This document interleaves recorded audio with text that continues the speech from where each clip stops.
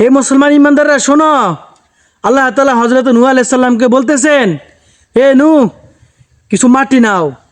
নিল, বলতেছে এগুলোকে গোল্লা করো, গোল্লা করছেন। বলতেছে এগুলোকে রোদে দিয়ে শুকাও, রোদে দিয়ে শুকাইছেন। বলতেছে এগুলোকে রং করো, রং করছেন। বলতেছে এগুলোকে সাজাও, সাজাইলেন। এবার বলতেছে হে নূহ আলাইহিস সালাম, তুমি এগুলোকে এবার ভেঙে ফেলো। নূহ আলাইহিস সালাম একটা লাঠি নিছেন আর এগুলোকে ভাঙতে শুরু করলেন। একবার হৃদয় এই পাশে, আরেকবার হৃদয় এই পাশে, মাঝখানে রেখে দেয়।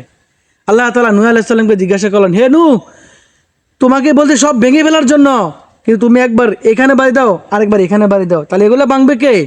তখন বলতেছে, হে আল্লাহ, আমি তো এগুলো অনেক যত্ন করে, অনেক কষ্ট করে এগুলাকে বানাইলাম, সাজাইলাম, আমি এগুলাকে একেবারে ভাঙতে আমার কষ্ট লাগে।